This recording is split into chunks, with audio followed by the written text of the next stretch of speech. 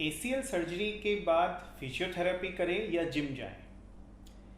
ये सवाल अक्सर मुझसे मेरे पेशेंट्स पूछते हैं। एसीएल सर्जरी कराने के लिए यदि कोई मरीज आता है तो भी वो सर्जरी से पहले ये सवाल पूछता है कि क्या मुझे फिजियोथेरेपी की ज़रूरत पड़ेगी या क्या मुझे जिम जाना चाहिए, या बिना जिम जाए क्या मेरा एसीएल उतना ही स्ट्रॉन्ग हो जाएगा।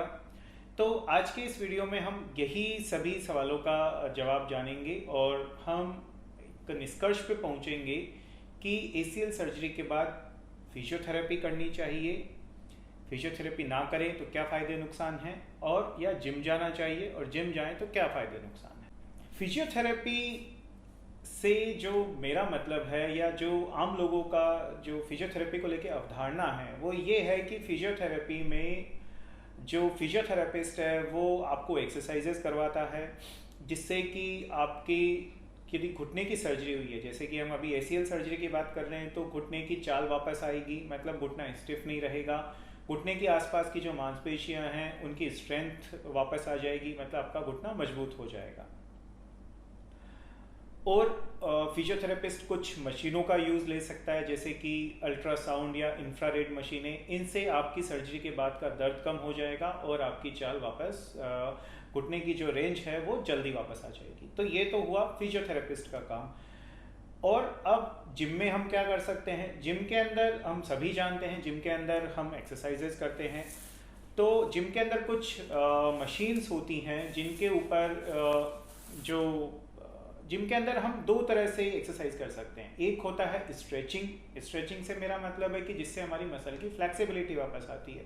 फ्लेक्सिबिलिटी वापस आएगी, हमारा जो मसल्स है वो फ्लेक्सिबल होंगे तो हमारी रेंज हम जल्दी प्राप्त कर लेंगे। और दूसरी तरह की एक्सरसाइज होती है वो होती है स्ट्रेंथनिंग एक्सरसाइजेज, मतलब कि जिनसे हमारी मांसपेशियों की ताकत बढ़ती है। तो इससे हमारे घुटने की जो आसपास की मांसपेशियां उनकी मजबूती बढ़ेगी, तो हम वापस अपनी रूटीन एक्टिविटीज़ में जा पाएंगे। तो ये तो मैंने आपको समझाया क्या बेसिक डिफरेंस है फिजियोथेरेपिस्ट और फिजियोथेरेपी में और जिम की एक्सरसाइजेज।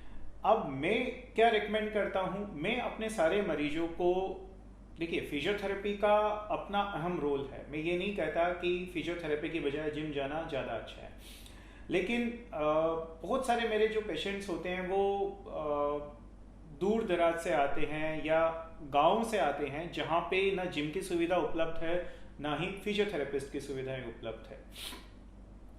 तो उस स्थिति में क्या करें? या जो शहर के पेशेंट्स हैं तो उनके पास फिजियोथेरेपिस्ट की सुविधाएं भी मिल जाएंगी और जिम की सुविधाएं भी मिल जाएंगी, तो क्या करें?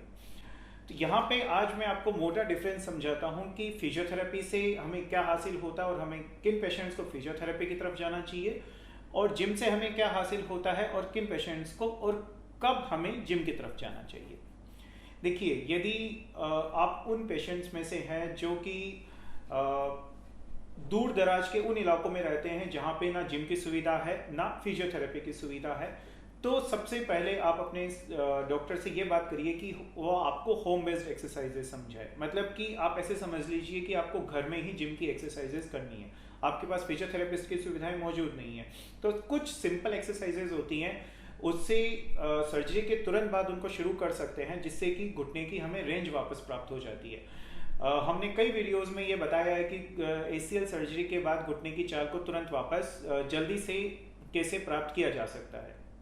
एक बार आपकी वो चाल वापस आ जाती है तो कुछ होम बेस्ड एक्सरसाइजेज हैं जिस मतलब कि हम घर में ही जिम की एक्सरसाइजेज शुरू करते हैं।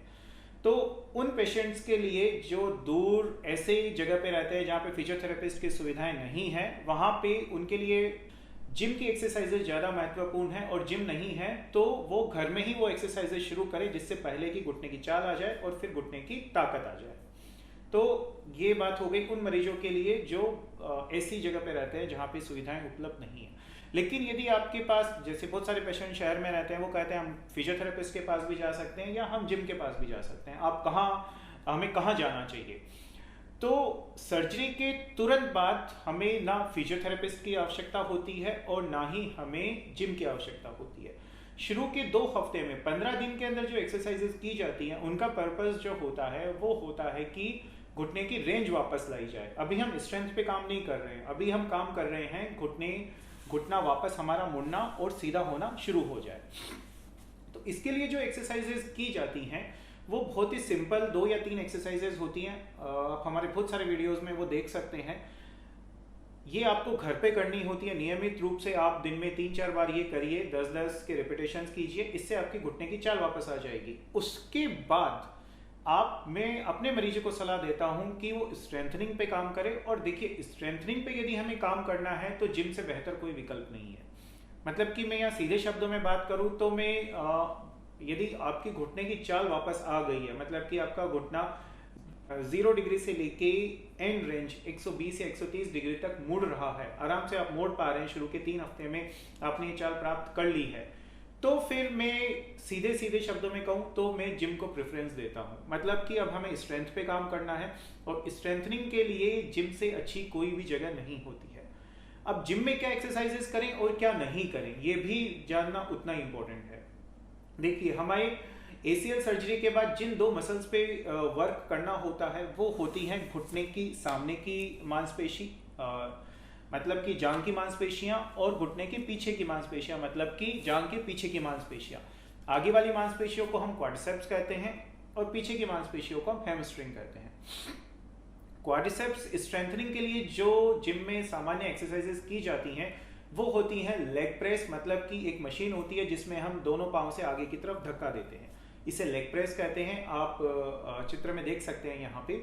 और दूसरी होती है लेग एक्सटेंशन, मतलब दोनों पांव से एक मशीन में यहाँ पे बार होती है, उसको ऐसे उठाया जाता है।